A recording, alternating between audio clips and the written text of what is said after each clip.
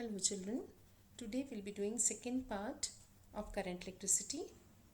Today we will discuss with Ohm's law, resistance of a conductor.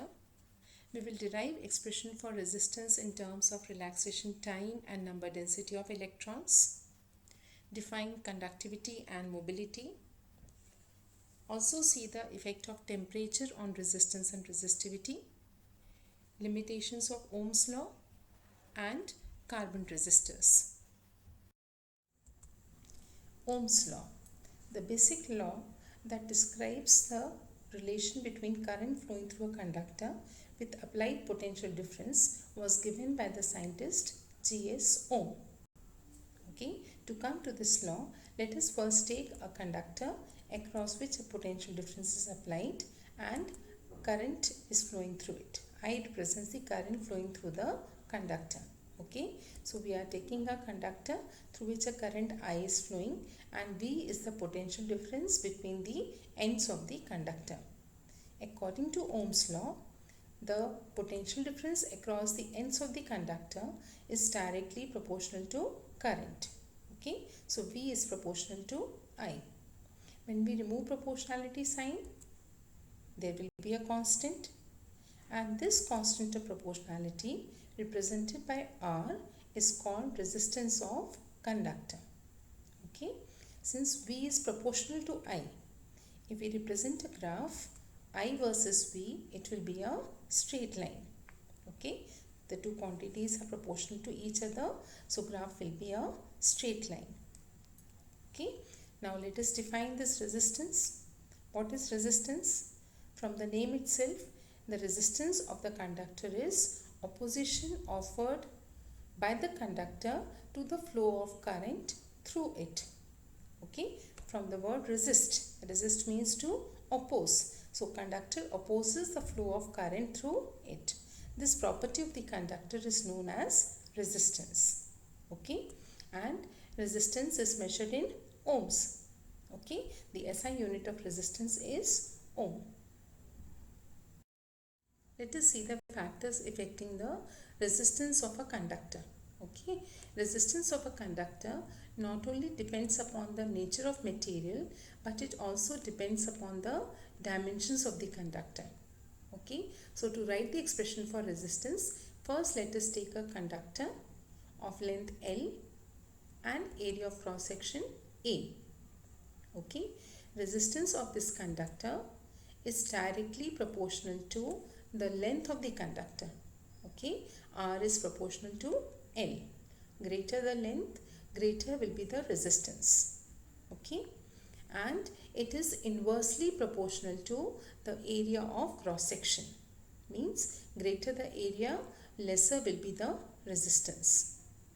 When we combine both of these equations, we will get R is proportional to L by E, and the constant of proportionality here is referred to as specific resistance or resistivity. It depends upon the nature of material of the conductor. Okay, and it does not depends upon its dimensions. It is independent of length and area. It only depends upon the material of the conductor. Okay, now how can we define resistivity? To define resistivity, in the above equation, if we take length and area as 1, if L is equals to 1 and area is also equals to 1, then resistance is equals to resistivity. That means, what is resistivity? Resistance offered by a conductor of unit length and unit area of cross section. Okay, resistivity is the resistance offered by a conductor of unit length and unit area of cross section. Okay, and again in the above equation, if we write the units of resistance, length and area, the unit of resistivity will turn out to be ohm meter. Okay, the SI unit of resistivity is ohm meter. Resistance in terms of number density and relaxation time. So let us derive the expression for resistance. For this, we take a conductor of length L and area of cross section A. A potential difference is applied across the conductor an electric field is set up. In presence of field, the electrons will move with a velocity Vd. The electrons drift through the conductor with a velocity Vd and a current I flows through the conductor. The current I is given by NEA into Vd. Current is NEA into Vd. We know that drift velocity is EV upon ml into tau. Tau here represents relaxation time. Let us substitute the value of drift velocity in equation 1. So substituting value of Vd, current becomes NEA into EV upon ml into tau. This equation can be simplified. We can write it as NE squared tau A upon ml into V. Let us transfer the terms and write the expression for V. V is equals to ml upon NE squared tau A into I. In equation 3, in the right hand side, except I, remaining terms are constant for a given conductor at given temperature. Okay. As a result, we get V is proportional to I. Okay. And this is Ohm's law. So we have established Ohm's law using the concept of number density and relaxation time. In this expression, when we remove proportionality sign, we have V is equals to IR. Compare equation 3 and 4. On comparing, you can see in right hand side, R must be equals to ml upon NE squared tau into A. So comparing equation 3 and 4, we can write R is equals to ml upon NE squared tau into A. We even know resistance is proportional to, directly proportional to length and inversely proportional to area. And the constant of proportionality here is called resistivity. Okay, so resistivity rho can be written as m upon NE square into tau. Okay, we compare equation 5 and 6. On comparing equation 5 and 6, we can write resistivity as m upon NE square into tau. Okay, we have even defined current density earlier. Current density is current per unit area. Okay, so equation 1, when we divide by A, result will be NE into Vd. Okay, we substitute the value of Vd from equation 2. So J becomes NE into EE upon m into tau, or this could be simplified to NE squared tau upon m into E. J is equals to NE squared tau upon m into E. Okay. In equation 8, the coefficient of E is reciprocal of resistivity. Okay. Hence, J can be written as E by rho. So, using concept of number density and relaxation time, we can derive expression for resistance, resistivity and current density. Okay. Conductance and conductivity. First, let us define what is conductance. Conductance is defined as reciprocal of resistance. Hence, its unit will be ohm inverse. Conductance denoted by C is written as 1 by R. Similarly, conductivity is defined as reciprocal of resistivity. Hence, its unit is ohm inverse meter inverse. Okay. Conductivity denoted by sigma is 1 upon rho. Rho is resistivity. We know resistivity can be written as m upon NE square into tau. Therefore, conductivity will be NE square tau by m. Okay. We define here one more term called mobility. Mobility is defined as magnitude of drift velocity per unit electric field. Mobility denoted by mu, it is drift velocity per unit electric field. So mu can be written as Vd upon E. We know Vd is equals to E upon m into tau. Hence mu becomes E by m into tau. We substitute the value of Vd. Electric field E cancels off and we are left with E upon m into tau. E is charge on the electron and m is mass of the electron. Tau here represents relaxation time. So mu is equals to E by m into tau. Okay. Temperature dependence of resistance and resistivity.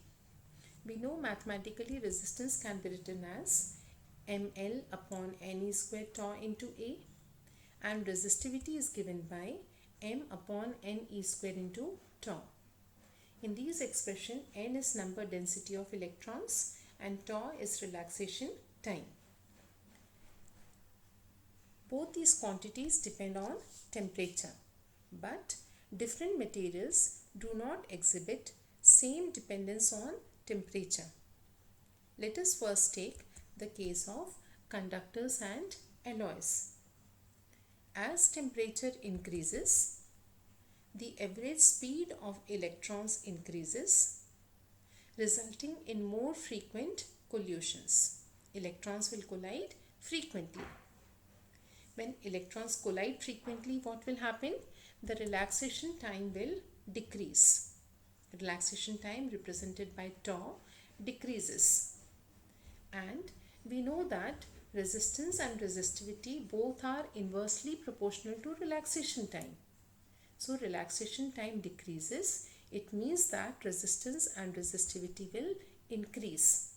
So with increase in temperature, resistance and resistivity both increase. Okay.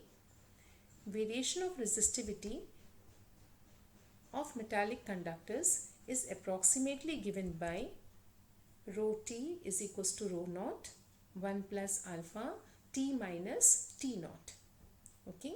It is an equation which represents variation of resistivity of metallic conductors with temperature.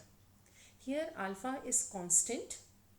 It is positive for metallic conductors and it is called temperature coefficient of resistivity. Okay. T is absolute temperature. Dimensions of alpha are t to the power minus 1. Okay. Let us represent graphically the variation of resistivity with temperature for metals. The curve for metals, we take an example of copper. Here the graph shows the variation of resistivity with temperature for copper. Okay, we can see the resistivity varies with temperature. Okay, as temperature increases, resistivity also increases. Next we take resistivity of alloys with temperature. This is a curve for an alloy where resistivity changes with temperature. Now if we compare these two graphs, we can see that alloys show very weak dependence of resistivity with temperature. The resistivity does not changes much with temperature. You have to increase temperature by a greater amount. You can see on the x-axis for metals we have the variation as 50, 100, 150. But for alloys we have 200, 400, 600, 800 etc. So we have taken a greater range of temperature, only then we can see a small change in resistivity. And this property of the alloy makes it useful for using alloys in making standard resistors. Okay, standard resistors, their value of resistance should not change with temperature. We cannot use metals for making standard resistors. We make use of alloys. There are two reasons. One, the dependence on temperature is weak, and second, the resistivity of alloys is higher. So we make use of alloys for making standard resistors. Temperature dependence of resistance and resistivity now for semiconductors. Okay, in case of semiconductors, as temperature increases, the number density of electrons, the free electrons in the semiconductor increase. Okay, from the above equations we can see resistance and resistivity are inversely proportional to N. Okay, and as a result what will happen? N is increasing, therefore resistance and resistivity will decrease. Hence we can say as temperature increases, resistance and resistivity decreases. Okay, also we have seen relation of resistivity in terms of temperature. In this equation now, alpha will be negative. Okay, the temperature coefficient of resistivity alpha is negative in case of semiconductors because resistivity is decreasing. And graphically we can represent the variation as shown in the figure. As temperature increases, resistivity decreases. Okay. Limitations of Ohm's law. We'll be seeing here cases where Ohm's law is not true. There are materials and devices used in electrical circuits for which potential is not proportional to current. Okay, let us take some examples. First, potential ceases to be proportional to current. We can see from the VI graph, here the dotted line represents Ohm's law and solid line is V versus I relation for a good conductor. It is seen that for higher currents, for larger value of currents, V is not proportional to I. We can see that the solid line deviates from the dotted line. That means V ceases to be proportional to I. Another case, the relation between V and I depends on the sign of potential. Example, semiconductor device like diode. If we take VI graph for a diode, it is clearly seen that VI relation is depending on the sign of potential. Here if you take I to be the current for certain value of V, on reversing V keeping the magnitude same, अगर same magnitude का हम negative potential apply करते हैं, we do not get same current in opposite direction. Okay, hence Ohm's law does not holds good. Okay, another case, relation between V and I is not unique. We know V upon I is a constant known as resistance of the conductor. So if V upon I it is not unique, that means there is more than one value of V for the same current, then Ohm's law is not true. We take graph of gallium arsenide. If we take a fixed value of current as represented by the horizontal line, we can see that it touches the curve at 3 different points. Okay, and you get 3 different values of potential.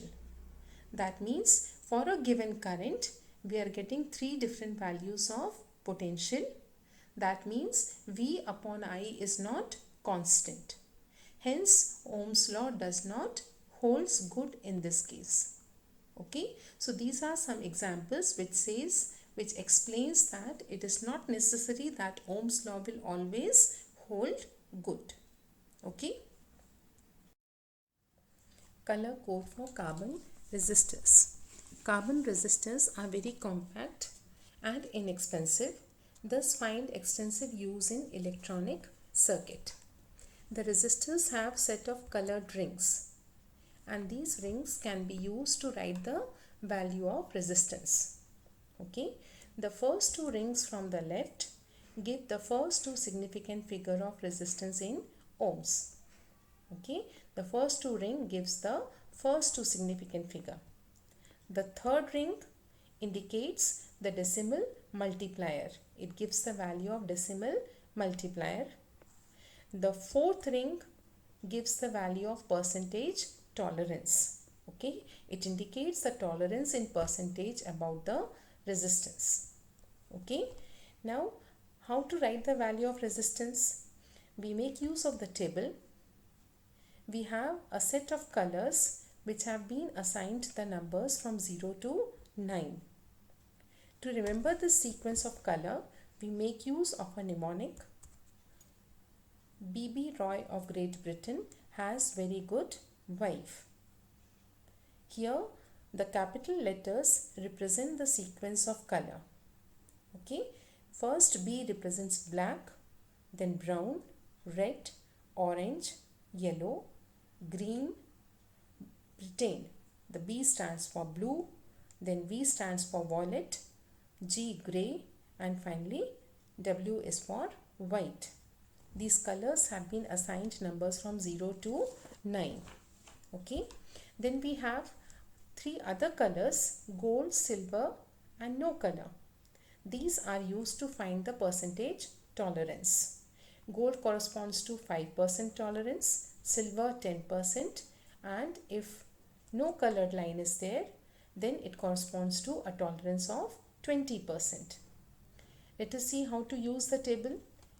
Suppose in the given resistor, the first is color is brown, second you can see is violet. Okay, so these two lines give us the first two significant figure.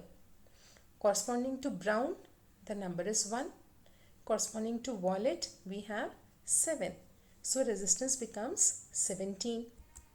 And the multiplier is, the third line gives us the decimal multiplier. It is black. So the decimal multiplier becomes 10 to the power 0. Hence resistance can be written as 17 plus minus 5%. Why 5? Because the fourth line is gold. Okay. Let us take another example. First line is green. Corresponding to green, we have number 5. Second is red, number 2. So the first two significant figures become 52. Decimal multiplier is blue. Blue corresponds to 6. So we have 10 to the power 6. So the resistance becomes 52 into 10 to the power 6 plus minus 10%. Okay. By 10% because the fourth line is silver. Okay. Another example. Same as we have in the first case, but now the fourth line is missing. So the percentage tolerance will become 20%. Hence the resistance is 17 plus minus 20%. Okay. Thus from the given colored lines on the resistor, we can write the value of resistance. Okay, only you need to remember is the sequence of colors. If you remember that, corresponding numbers assigned to them, we can find out the value of resistance of the given resistor. Okay.